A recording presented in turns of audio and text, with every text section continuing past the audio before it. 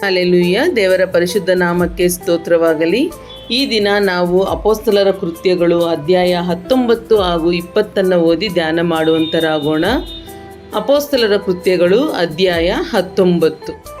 ಪೊಲ್ಲೋಸನು ಕೊರಿಂಥದಲ್ಲಿದ್ದಾಗ ಪೌಲನು ಮಲೆನಾಡಿನಲ್ಲಿ ಸಂಚಾರ ಮಾಡಿ ಎಫೆಸಕ್ಕೆ ಬಂದು ಕೆಲವು ಮಂದಿ ಶಿಷ್ಯರನ್ನು ಕಂಡು, ನೀವು ನಂಬಿದಾಗ ಪವಿತ್ರಾತ್ಮ ವರವನ್ನು ಹೊಂದಿದಿರೋ ಎಂದು ಅವರನ್ನು ಕೇಳಲು, ಅವರು ಅವನಿಗೆ, ಇಲ್ಲ, ಪವಿತ್ರಾತ್ಮ ವರವು ಉಂಟೆಂಬುದನ್ನೇ ನಾವು ಕೇಳಲಿಲ್ಲ ಅಂದರು.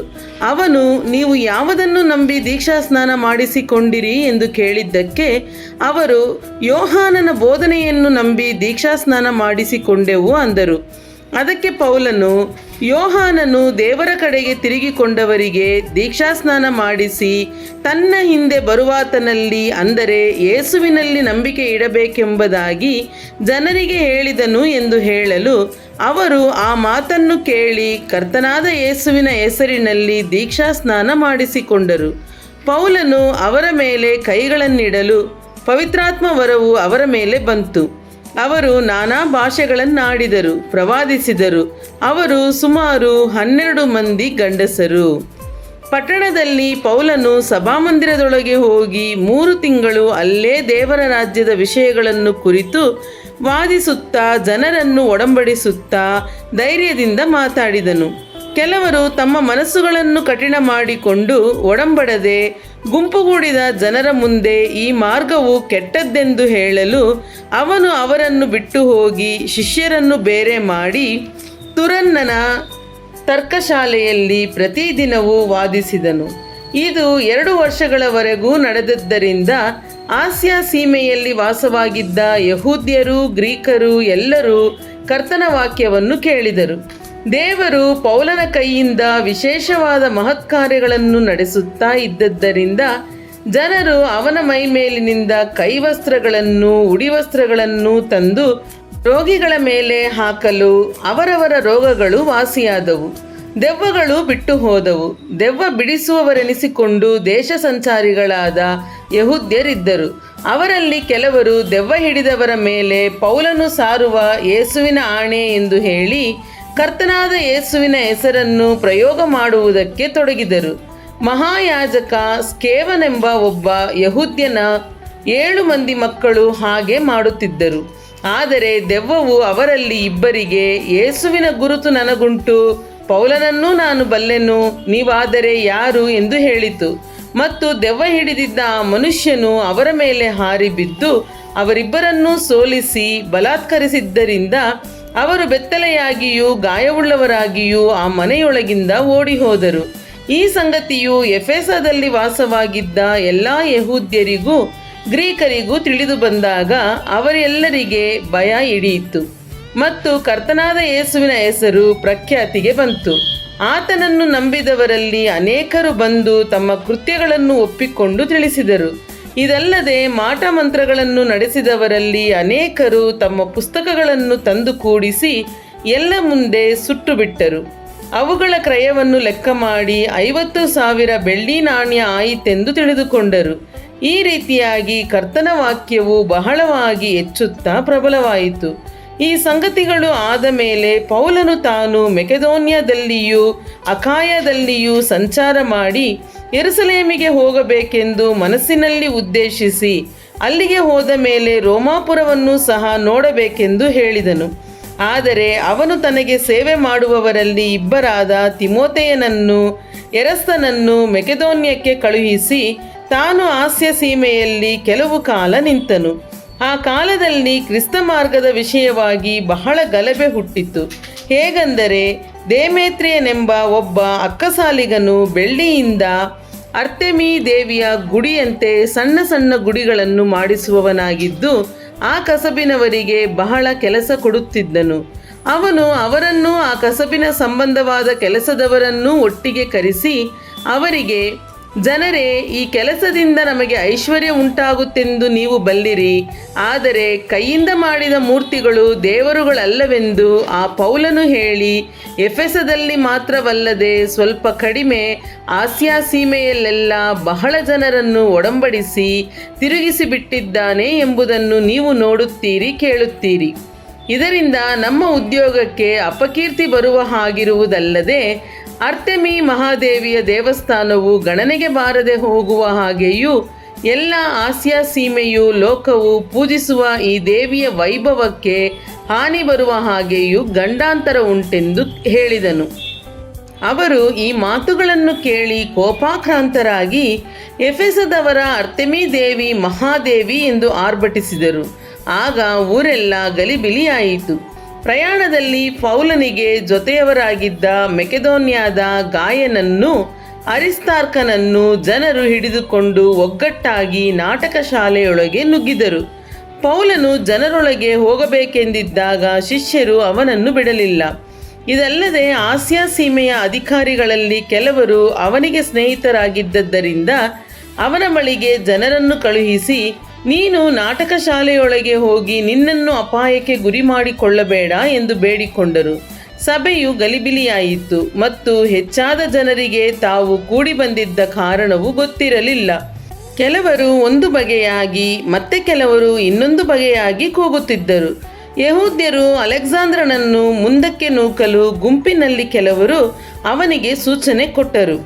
ಆಗ ಅಲೆಕ್ಸಾಂದ್ರನು ಕೈಸನ್ನೆ ಮಾಡಿ ಕೂಡಿದ್ದ ಜನರಿಗೆ ಪ್ರತಿವಾದ ಮಾಡಬೇಕೆಂದಿದ್ದನು. ಆದರೆ ಅವನು ಯಹೂದ್ಯನೆಂದು ತಿಳಿದಾಗ ಎಲ್ಲರೂ ಒಂದೇ ಶಬ್ದದಿಂದ ಎಫೆಸದವರ ಅರ್ತೆಮೀ ದೇವಿ ಮಹಾದೇವಿ ಎಂದು 2 ಗಂಟೆ ಹೊತ್ತು ಕೂಗಿದರು. ಕಡೆಗೆ ಪಟ್ಟಣದ ಯಜಮಾನನು ಜನರ ಗುಂಪನ್ನು ಸಮಾಧಾನಪಡಿಸಿ, ಎಫೆಸದವರೇ, ಎಫೆಸ ಪಟ್ಟಣದವರು ಅರ್ತೆಮೀ ಮಹಾದೇವಿಯ ದೇವಸ್ಥಾನಕ್ಕೂ ಆಕಾಶದಿಂದ ಬಿದ್ದ ಆಕೆಯ ಮೂರ್ತಿಗೂ ಪಾಲಕರಾಗಿದ್ದಾರೆಂಬುದನ್ನು ತಿಳಿಯದಿರುವ ಮನುಷ್ಯನೂ ಇದ್ದಾನೆಯೇ? ಈ ಸಂಗತಿ ಅಲ್ಲವೆನ್ನುವುದಕ್ಕೆ ಯಾರಿಂದಲೂ ಆಗದಿರುವುದರಿಂದ ನೀವು ಶಾಂತಿಯಿಂದಿರಬೇಕು. ದುಡುಕಿನಿಂದ ಏನೂ ಮಾಡಬಾರದು. ನೀವು ತಂದಿರುವ ಈ ಮನುಷ್ಯರು ದೇವಸ್ಥಾನದಲ್ಲಿ ಕಳ್ಳತನ ಮಾಡುವವರಲ್ಲ, ನಮ್ಮ ದೇವಿಯನ್ನು ದೂಷಿಸುವವರೂ ಅಲ್ಲ. ಹೀಗಿರುವುದರಿಂದ ದೇಮೇತ್ರಿಯನಿಗೂ ಅವನ ಪಕ್ಷವನ್ನು ಹಿಡಿದಿರುವ ಕಸಬಿನವರಿಗೂ ಯಾವನ ಮೇಲಾದರೂ ಒಂದು ವ್ಯವಹಾರವಿದ್ದರೆ ನ್ಯಾಯಸ್ಥಾನಗಳುಂಟು, ಅಧಿಪತಿಗಳಿದ್ದಾರೆ. ಒಬ್ಬರ ಮೇಲೊಬ್ಬರು ವ್ಯಾಜ್ಯವಾಡಿಕೊಳ್ಳಲಿ. ಏನಾದರೂ ಹೆಚ್ಚು ವಿಚಾರಣೆ ಬೇಕಾದರೆ ಅದು ನ್ಯಾಯವಾಗಿ ನೆರೆದ ಸಭೆಯಲ್ಲಿ ತೀರ್ಮಾನಿಸಲ್ಪಡಬೇಕು. ಈ ದಿನದಲ್ಲಿ ನ್ಯಾಯವಾದ ಕಾರಣವಿಲ್ಲದೆ ನೆರೆದ ಕೂಟದ ವಿಷಯದಲ್ಲಿ ಇದು ಒಂದು ದಂಗೆ ಎಂಬುದಾಗಿ ನಮ್ಮ ಮೇಲೆ ತಪ್ಪು ಹೊರಿಸುವುದಕ್ಕೆ ಆಸ್ಪದವಾಯಿತು. ಈ ದೊಂಬಿಯನ್ನು ಕುರಿತು ವಿಚಾರಣೆ ನಡೆದರೆ ನಮ್ಮಿಂದ ಉತ್ತರ ಕೊಡುವುದಕ್ಕೆ ಆಗುವುದೇ ಇಲ್ಲ ಎಂದು ಹೇಳಿದನು. ಈ ಮಾತುಗಳನ್ನು ಹೇಳಿ ಸಭೆಯನ್ನು ಮುರಿದನು. ಅಪೊಸ್ತಲರ ಕೃತ್ಯಗಳು ಅಧ್ಯಾಯ 20. ಗದ್ದಲವು ನಿಂತ ತರುವಾಯ ಪೌಲನು ಶಿಷ್ಯರನ್ನು ಕೂಡ ಕರೆಸಿ ಧೈರ್ಯಗೊಳಿಸಿ ಅವರ ಅಪ್ಪಣೆ ತೆಗೆದುಕೊಂಡು ಮಕೆದೋನ್ಯಕ್ಕೆ ಹೊರಟನು. ಆ ಸೀಮೆಯಲ್ಲಿ ಸಂಚಾರ ಮಾಡಿ ಅಲ್ಲಿಯವರನ್ನು ಅನೇಕ ಮಾತುಗಳಿಂದ ಧೈರ್ಯಪಡಿಸಿ ಗ್ರೀಸ್ ದೇಶಕ್ಕೆ ಬಂದನು. ಅಲ್ಲಿ 3 ತಿಂಗಳು ಕಳೆದ ಮೇಲೆ ಸಿರಿಯಾ ದೇಶಕ್ಕೆ ಸಮುದ್ರ ಮಾರ್ಗವಾಗಿ ಹೋಗಬೇಕೆಂದಿದ್ದಾಗ ಅವನಿಗೆ ವಿರೋಧವಾಗಿ ಯಹೂದ್ಯರಲ್ಲಿ ಒಳಸಂಚು ಹುಟ್ಟಿದ್ದರಿಂದ ಅವನು ಮಕೆದೋನ್ಯದ ಮೇಲೆ ಹಿಂತಿರುಗಿ ಹೋಗುವುದಕ್ಕೆ ತೀರ್ಮಾನ ಮಾಡಿದನು.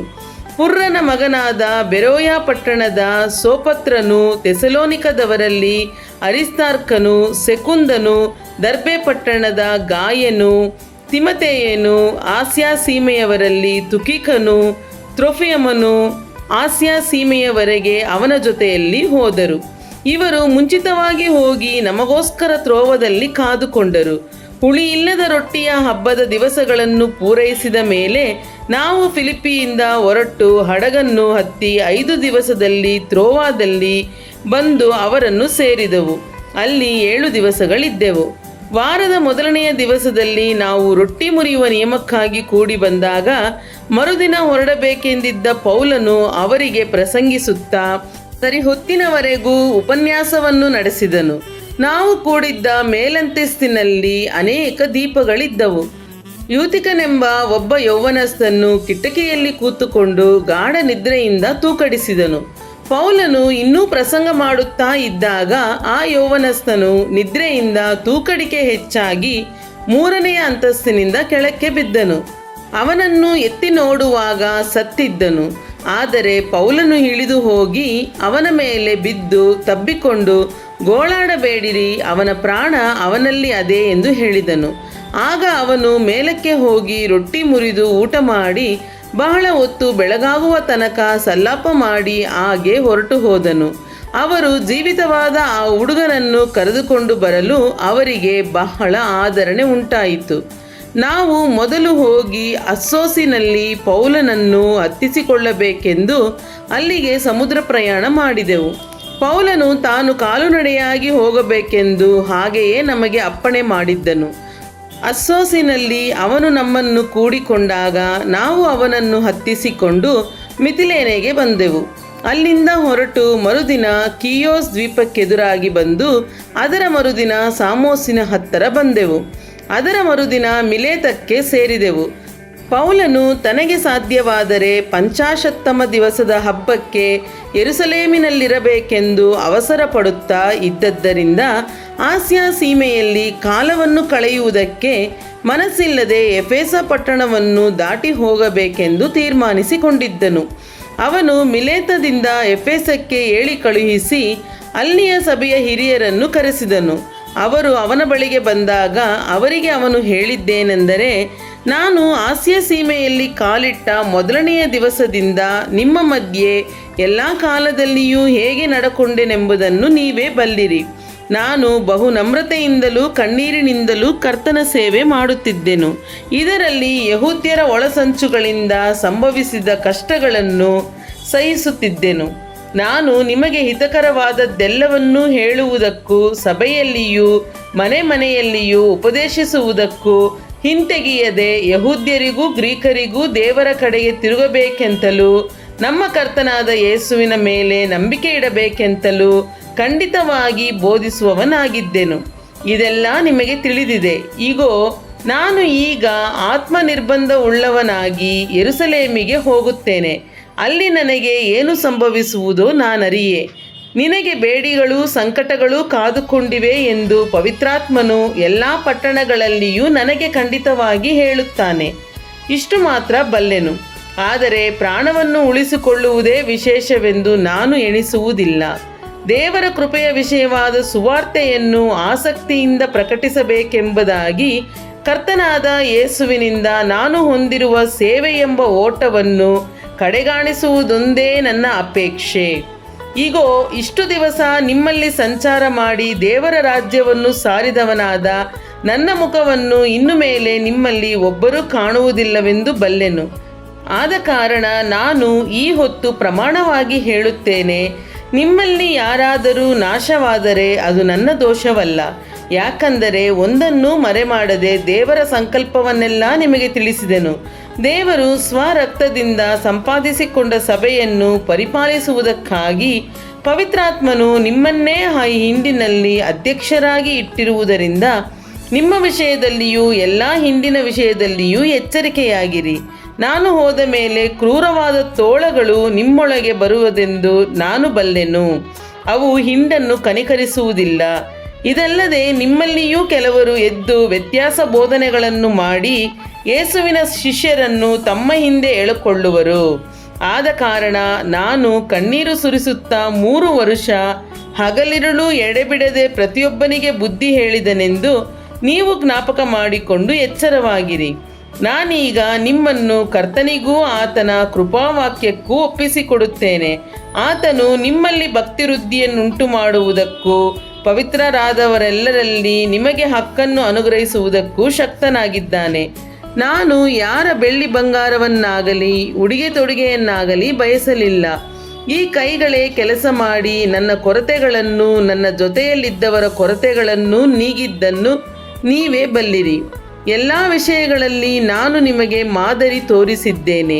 ನೀವು ಹಾಗೆಯೇ ದುಡಿದು ಬಲವಿಲ್ಲದವರಿಗೆ ಉಪಕಾರ ಮಾಡಬೇಕು ಮತ್ತು ತೆಗೆದುಕೊಳ್ಳುವುದಕ್ಕಿಂತ ಕೊಡುವುದೇ ಹೆಚ್ಚಿನ ಭಾಗ್ಯವೆಂಬುದಾಗಿ ಕರ್ತನಾದ ಯೇಸು ತಾನೇ ಹೇಳಿದ ಮಾತುಗಳನ್ನು ನೆನಪಿನಲ್ಲಿಟ್ಟುಕೊಂಡಿರಬೇಕು ಅಂದನು. ಈ ಮಾತುಗಳನ್ನು ಅವನು ಹೇಳಿದ ಮೇಲೆ ಮೊಣಕಾಲೂರಿಕೊಂಡು ಅವರೆಲ್ಲರ ಸಂಗಡ ಪ್ರಾರ್ಥನೆ ಮಾಡಿದನು. ಆಗ ಅವರೆಲ್ಲರೂ ಬಹಳವಾಗಿ ಅತ್ತರು. ನೀವು ಇನ್ನು ಮೇಲೆ ನನ್ನ ಮುಖವನ್ನು ಕಾಣುವುದಿಲ್ಲವೆಂದು ಪೌಲನು ಹೇಳಿದ ಮಾತಿಗೆ ಅವರು ವಿಶೇಷವಾಗಿ ವ್ಯಥೆಪಟ್ಟು ಅವನ ಕೊರಳನ್ನು ತಬ್ಬಿಕೊಂಡು ಅವನಿಗೆ ಮುದ್ದಿಟ್ಟರು. ಆಮೇಲೆ ಅವರು ಅವನನ್ನು ಹಡಗಿಗೆ ಸಾಗ ಕಳುಹಿಸಿದರು. ಹಲ್ಲೆಲೂಯಾ. ದೇವರ ಪರಿಶುದ್ಧ ನಾಮಕ್ಕೆ ಸ್ತೋತ್ರವಾಗಲಿ.